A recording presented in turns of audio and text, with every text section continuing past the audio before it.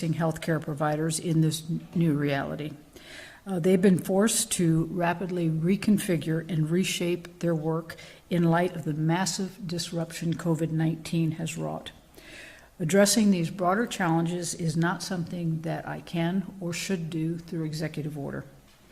I encourage the Kansas Legislature to explore how we can adjust current statutes to better enable our doctors and our nurses to adequately protect both their patients and themselves as we adjust to a new normal in the coronavirus era. But until then, this is an all-hands-on-deck approach for our state. The actions I'm taking today will remove roadblocks and bolster the number of qualified healthcare workers who are able to contribute to our COVID-19 response at their full professional capabilities. Ultimately, that will be a key step in transitioning from the response phase to the recovery phase of this ordeal. Speaking of recovery, today I'd also like to talk a bit more about what we've been doing in recent days to begin reopening the Kansas economy. Before I go any further, I need to be clear that this will be a gradual rollout. There is no blueprint for what comes next. As we all know for sure that it will be far more complex than merely flipping a switch or rescinding an executive order. As we begin this process in earnest, public safety must be paramount in our minds. Last week, the Trump administration recommended that states not begin transitioning to the recovery phase until a state surpasses its peak and the number of cases begins to decline. That recommendation aligns with that of our own Kansas Health Department and Emergency Management Team. This is the team that has quite literally been keeping Kansans alive and safe since coronavirus turned our world upside down on March 7th, and I will continue to heed their guidance. While there are many reasons to feel optimistic about the direction we're headed, they concur that Kansas is not yet where we need to be. Our coronavirus numbers continue to increase. Ideally, Kansas numbers will decline for roughly 14 days before we actually start the recovery process. However, decline of cases at the local level will be a major factor as well. Yesterday, I met with a number of hospital administrators, in addition to county health administrators, to seek input on where things stand from their vantage points on the front lines in our local communities. They've acted proactively and consistently, which has helped keep our healthcare system stable when it mattered most. They've also helped identify the essential long-term needs of our healthcare workforce as we address the delicate balance between reopening our economy and protecting public health before a vaccine is developed. That brings me to our second priority and what we've been focused on this week. We must identify specific statewide metrics or benchmarks to help determine Kansas's viability for reopening safely. While we are not ready to announce specific numbers, we know that a recovery timeline will be determined predominantly by our testing capacity, our hospital surge capacity, our personal protective equipment supply, and our contact tracing operation. Of course, we've been talking about all of these things every day since all of this began, but now that we have narrowed the categories we intend to prioritize in our decision-making, we hope to attach specific benchmarks to them next week. While statewide benchmarks will be an important part of the recovery process, it's clear that this must also be a regionally targeted, industry-specific endeavor. With that in mind, over the last couple of days, I've hosted regional discussions with business leaders, including the Kansas City Chamber and the Sedgwick County Chamber. This afternoon, I will hold a roundtable discussion with the Kansas Chamber of Commerce. There has never been a more critical moment for dynamic, innovative public-private partnerships. Business has changed drastically over a very short period of time, and while everyone is eager to get back to work as quickly as possible, all of the conversations that I have had so far with the business community indicate that the safety of their workers, their customers, and their communities is paramount. I want all of the Kansas business community to know that their feedback will weigh heavily in this process. I understand that they need clarity and as much flexibility as possible to adapt to this new environment. My administration is wholly committed to ensuring that recovery efforts support the need for business to remain functional and operational. Throughout the remainder of the week and into next week, I'll also continue to collect sector-specific feedback from the National Federation of Independent Businesses, the Kansas Restaurant and Hospitality Association, the Travel Industry Association, and our barbers and cosmetologists, among others. As one business leader said to me earlier today, all of our incentives must be aligned and all of our futures must be tied together. I will maintain ongoing communication with the business community to ensure that we stay in sync and that efforts reasonably balance the needs of public health with economic recovery. Moving forward, I'll be holding additional discussions over the next 5 days with healthcare providers, local units of government, faith leaders, and the labor community. As I mentioned last week, we also hope to coordinate our reopening efforts with our neighboring states. I'm hoping to continue discussions with Governor Parson of Missouri, Governor Polis of Colorado, and Kansas City Mayor Quentin Lucas to determine how that collaboration might work. I said at the top of my remarks that this will be a gradual process, but I will continue to provide additional updates as we go along, and I intend to release more specific, comprehensive information about the next phase by the end of next week. For now, we need to stay the course and keep doing what we're doing for a while longer. I know the uncertainty is taking its toll, but there is light at the end of the tunnel, and we're working as quickly as we can to reach that point. And with that, I'll turn it over to the Secretary of Health and Environment, Dr. Lee Norman. Thank you, Governor. Governor Kelly already gave you the numbers. Let me do a little bit more detail to that. The state is currently monitoring 45 clusters. Today's cluster update will also include a case breakdown. We've had 17 long-term care facilities, including 348 cases and 58 deaths. 2 group living arrangements with 27 cases, no deaths. 1 correctional facility, that's Lansing, with 82 cases now and 0 deaths. 2 healthcare facilities with 16 cases and 0 deaths. 5 religious gatherings with 85 cases and 7 deaths.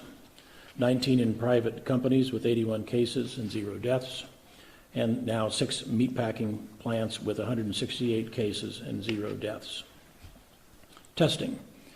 The persons under investigation testing criteria have been broadened.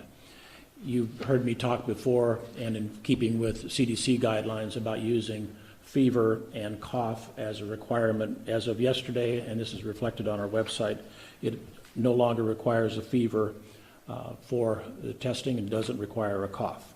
Instead, a person just has to be symptomatic and have 2 symptoms, and it's about a dozen different things: fever, chills, myalgias, body aches, headaches, sore throat, and the like. Those are all available. This represents a liberalization of the testing strategy, partly because we're finding that there are cases, as we've done more broad testing, we're finding there are cases that have not had either fever or cough, and we want to make sure that cases don't slip through our fingers. We're seeing this in other states as well, and the CDC acknowledges this. An important note about our numbers in the next few days. We are going to see a jump in the cases, and we've talked about this before. We're going to see a jump in the cases over the next few days because, one, we are probably right about at the peak right now. We will only know the exact peak when we can look back and see when it occurred. Also, with the increased testing, and we've talked about this all along, with increased amount of testing done, particularly in southwest Kansas around the meatpacking plants, we are finding more and more cases that are minimally symptomatic or asymptomatic. Also, with the advanced and increased amount of testing being done, it's more and more manual entry of the results is required. Some of these don't have a direct electronic data feed into our systems, so they'll always be lagging just a few days. On balance, I don't necessarily at this point in time in this pandemic see this as either surprising or negative, in the sense that broader testing is always going to result in increased amount of numbers, which will help us to target where our efforts need to be. Then the testing swabs for the nasopharyngeal swabs that you've seen me show you before. The 3D printing started on the 18th of this month. The first batch, which consists of 3,000 swabs, delivered this afternoon to our lab. The local dentist production of swabs will be 10,000 swabs per week for the next 6 weeks. Our lab is also purchasing 3D printers, and by the end of this week, we will increase swab production by 7,000 swabs per week. What that really means is that that piece won't be a limiting factor for testing as we go forward. I've gotten some questions about death data and how are deaths reported, because you've heard me talk all along that the people most likely to die of the coronavirus, the COVID-19, are people that have other illnesses. And as an example, many are curious about the facts that these underlying comorbidities, how do we know whether the person died of the comorbidity or the death was caused by the COVID-19? And I've filled out numerous death certificates in my lifetime, and it's always a balancing act. Personally, what I say is what is most reflective for the statistics, and even if there's multiple things that contribute to that. For surveillance and rapid reporting purposes, hospitals and other entities who report COVID deaths to the Kansas Department of Health and Environment or the local health departments who update this information in our surveillance system, that is what's published on our website. We have a process to confirm all COVID deaths reported to assure completeness of the surveillance and death registration system, including the definitive death reporting is what comes in by the death certificate as a final cause of death. Those are filled out by the physicians who took care of the patients. They use our electronic death registration system to complete the cause of death and certify the information. There is guidance from the CDC about what qualifies as a COVID death, and the physician uses his or her best judgment based on the individual's case history, treatment needs, and the clinical course. Finally, the last comment that I want to make is about, and I talked about it before, serology tested for COVID-19. And again, I'm issuing caution. And the reason is because the FDA, there's over 100 serology testing platforms now in front of the FDA. There have not been any that have been released that have been approved by the FDA. To be released, they have to have sufficient evidence to show that they're valid, so they need to be validated. The tests are not FDA approved. To really figure out where does the serology testing, and again, serology testing, whether it's for a finger prick or from a blood test, it measures the antibodies. You'll recall that antibodies are what goes after a virus, for example, and neutralizes it. Matter of fact, sometimes they're called neutralizing antibodies. And it says, I even brought a package insert just in case there's any specific interest in this. It says right on it that it should not be used as a sole basis to diagnose or to exclude infection. And the reason I bring this up is because it's really important from a consumer protection purpose that people understand that the antibody test as it now stands alone is not sufficient to say that you don't have it or you do have it. It has to be combined with one of those other molecular tests, the tests we've been using all along. Serologies are used to improve the diagnosis of infection when combined with molecular tests. So that was my science lesson for the day. I think what we will eventually get to is having a serology that is specific for COVID-19.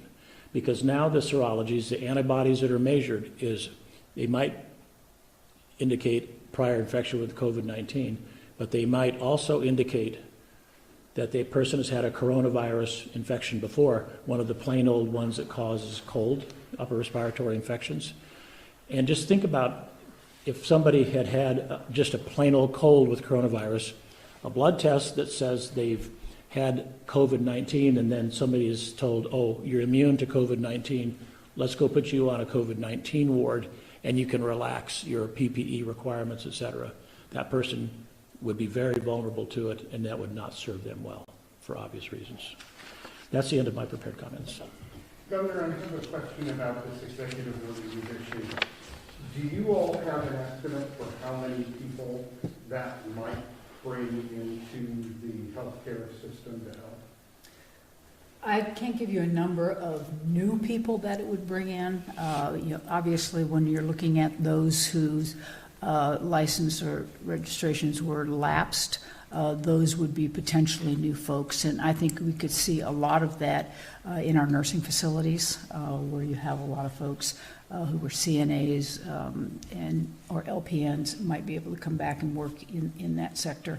The relaxation of the requirement for supervision on the part of APRNs won't really increase the number of folks working in that world, but it will allow them to work without some of the stringent requirements for direct supervision at this point. So that will, I think, particularly help in our rural areas. Secretary Norman, the FDA, I believe, today approved new stay-at-home tests. Do you plan on promoting that in the state? Could that help save PPE for nurses? Yes, the test that is being referred to, the question is about the self-administered test that people can do in their own home. With a prescription by a physician, that the patient can procure it. It's a nasal swab where they then put it in transport meat and mail it in. I think it's really good. It's a good idea. It's been approved by the FDA, which would suggest they've had sufficient testing in order to know that it's valid. It does a couple things. With people that would have concern about a COVID-19 infection, it keeps them out of emergency rooms, and it keeps them out of doctors' offices and out of other people being in harm's way from catching an infection. So I think it's a good idea. I think one question remains to be the turnaround time. But as long as people are feeling well enough to stay at home, it's really good because that way they can continue to self-isolate. Secretary, now that states are starting to limit their restrictions and more people are going out, are you concerned at all about a second wave? And if so, how are you preparing for that? Yeah, good question. More testing, second wave. We are quite certain, like other pandemics, there will be a second wave into the fall and winter. If it follows the patterns that we've seen in other decades, and for that matter, other centuries, it will be a higher peak than what it is in this first peak. Now, we've done lots of things to mitigate that in terms of pushing down the number of cases. The broader testing will help us because it will help us not to necessarily, whether it's a state or the whole country, it will allow us to target certain areas where there's higher prevalence. So we will never have all the people and resources we need to fight a pandemic. But to the degree that we can broaden testing and have a very cogent testing strategy, we can go to where the problem areas are and really hit that the hardest. Governor's had a big fear of yours that this could, again, you have to do this again in the fall, what you're doing now? Well, we're actually anticipating that as we develop the phase system. I think you all are familiar with the White House guidelines that came out, the phase 1, phase 2, phase 3. Well, within that and beyond, would be the sort of putting those guidelines back in place. So as we move from phase 1, ease them a little bit for phase 2, and then if we get to phase 3 or beyond, and the wave hits, then you start pulling it back like that. So that's anticipated. Mr. Secretary, or maybe the governor wants to address this. As of yesterday, our testing rate was about 6.5 per 1,000, based on the numbers I saw. And the national average was somewhere around 12. How high do you want that rate to be before you feel the state can have the discussions about reopening the economy? We aren't targeting a specific percentage, but rather saying how do we understand all of the regions of the state to know what the disease prevalence is. And actually, I think, and you quote the numbers that are out there, and I recognize that, John. One of the things we're finding, we found this in Lyon County, for example, that there was a commercial lab that wasn't reporting their numbers to us at all, with the negatives, the positives. And when we find a pocket like that, it's going to push those numbers up. There's another drive-through testing in Wyandotte County, for example, that was done by a private clinic. And once we made contact with that, we found out that there's more testing, and we found 53 more positive cases at that particular one, for example, over a number of weeks. So as we are starting to gather up a lot of these testing that are being done out there, because there's dozens of testing platforms out there now, we will have a higher number. Our epidemiologists are able to predict and say, how many tests do you need to do so you can reliably say this is the disease burden, and that's the number we want to hit And ideally, as per the other question, to find out what regions have the most and go after those for mitigation. Right, and that's the 15,500 Yes, additional. Yeah, that's a mathematically derived number, and we will want to make sure and cross-reference that with what we're seeing. We still have a lot of confidence in what we are seeing as it relates to hospitalizations and deaths, because no matter how many tests you do, hospitalizations and deaths are something you can hang your hat on. Those are very measurable.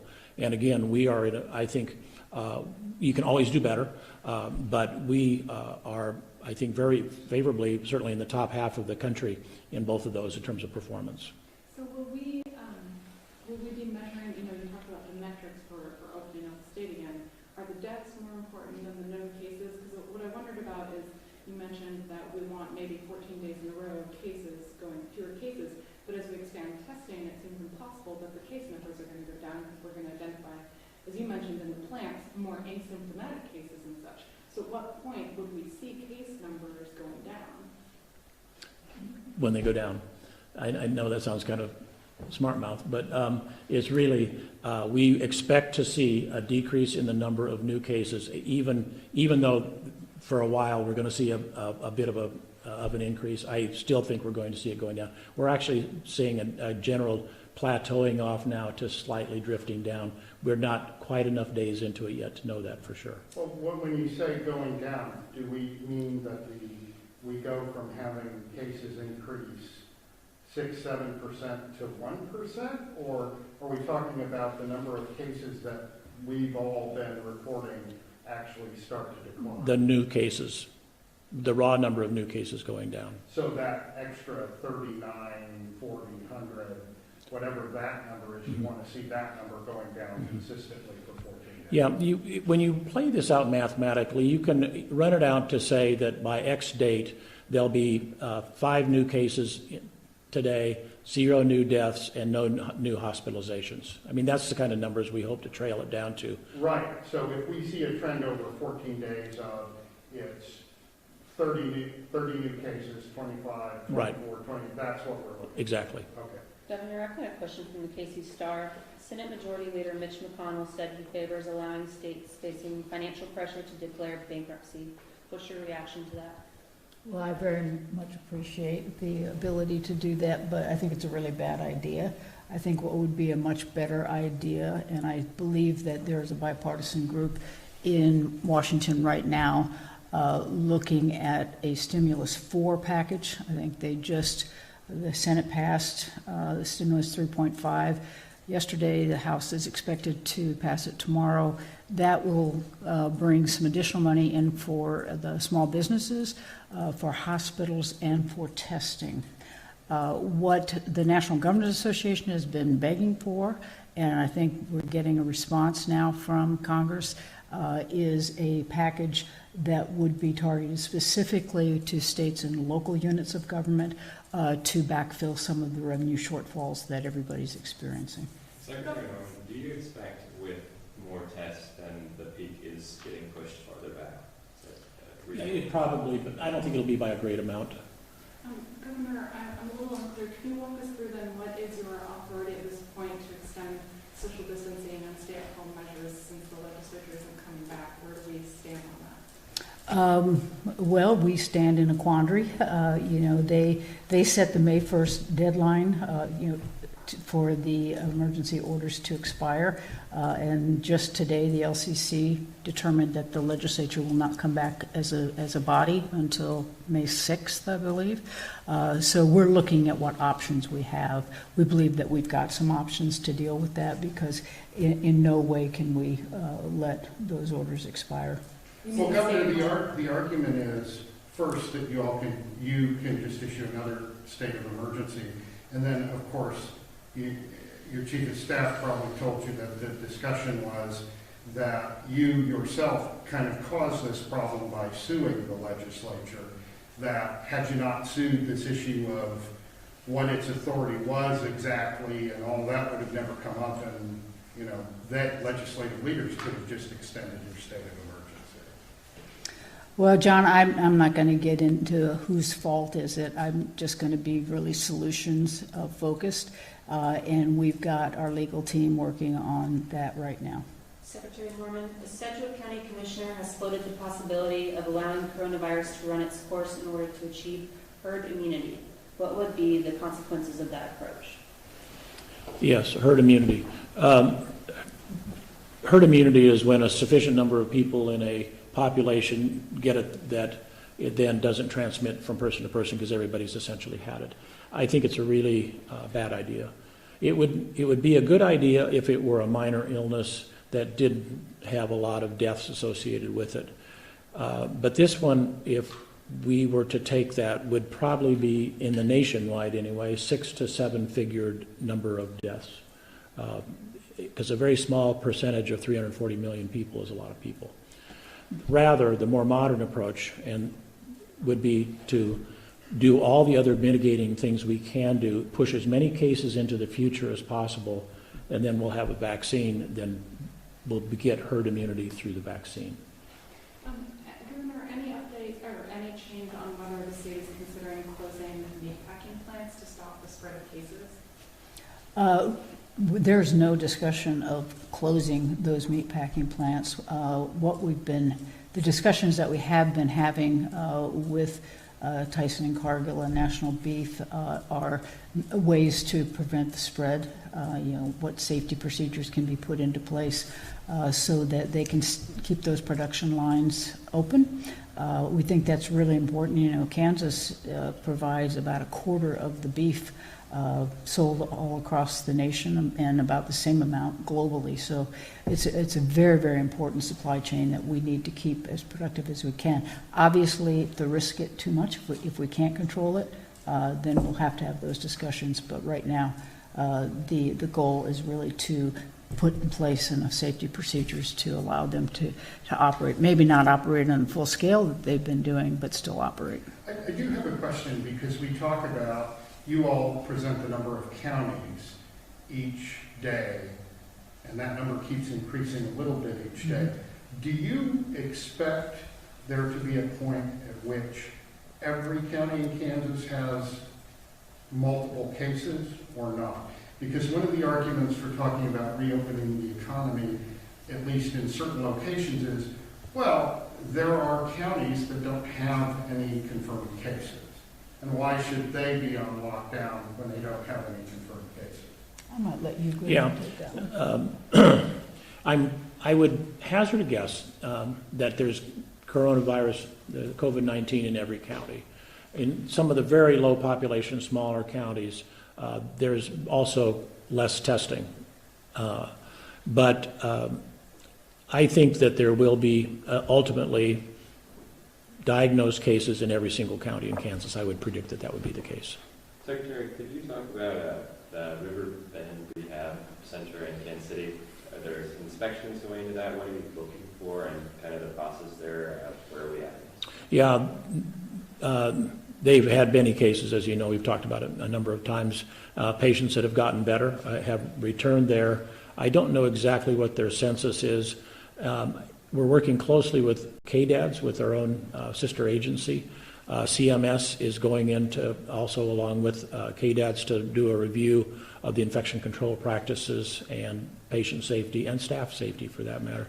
They should be able to go back to a full and normal existence once the cleansing and once the X number of days out are sufficient so that there's not transmission of new cases.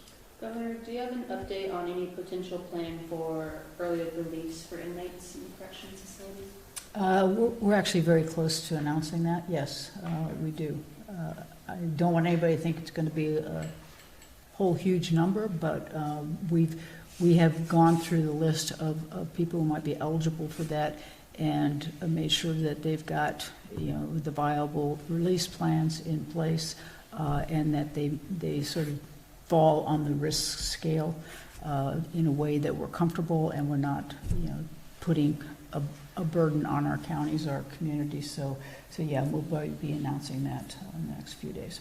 Governor, I know we asked about the $600 a lot from the labor, but do you have any update on that? And if not, what do you just tell people that are kind of counting on money? Well, I can tell people that was a hot topic on the National Governors Association call today because every state is having trouble getting that $600 out to their citizens. Part of the reason it is because that $600, I mean, it'll go to everybody who's on unemployment, but it is eligible for those who are ordinarily not eligible. And so rather than the federal government just administering that and them sending the checks like they do your tax refund, they instead gave that over to the states to do. So every state is having to build a new platform within their current unemployment insurance system. So it's hardly just Kansas having trouble getting those checks out. It is every state. But I can assure you that Kansas is very close. I'm hoping that we'll have those out. I keep saying tomorrow, but let's again say tomorrow that we'll get them out. We've been working on it very, very hard, but it's a problem. It's like creating a whole new computer system for a program that probably should have been administered at the federal level. Governor, reconcile for us, if you could, on the one hand, the legislature having a report that it's not safe to come back April 27th, and on the other hand, urging you to get a plan to safely reopen the economy. Did you ask them that question, John?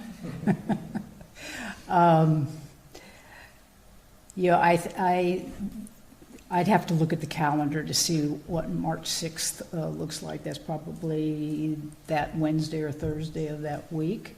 And that is typical of the way the legislature usually comes back for wrap-up session, is they usually come back towards the middle of a week on a Wednesday, Thursday. So that's probably the calendar that they're using, rather than thinking about the stay-home order might be lifted at midnight on the 3rd. I'm guessing that's... But the idea they're using their calendar. Right, but the idea that on the one hand, that it's not safe to come back now, but on the other hand, they want you to spell out how you're going to reopen the economy when they don't want to come back because it's not safe. Well, there is a bit of irony there, isn't there? But I would tell you that it's not the entire legislature that is urging me to reopen the economy. I think most legislators understand, just like all the business leaders I talked about here and all the county health people really understand that, yes, we need to get this economy reopened, but if we do it too quickly, we do it too drastically, that the rebound we're going to have to the higher peak is going to be there, and it's actually going to be more detrimental to our economy. So, yeah, there are some legislative leaders who are, laying out a plan for me to implement, but it is not the legislature in general. Secretary Norman, could you elaborate on the private companies that have clusters? I mean, not just the meatpacking plants, but other companies you mentioned. And are they all companies serving essential functions? And that's why they... No, it's across the board. I don't think there's any unifying thing I can say. There's just different companies from different sectors.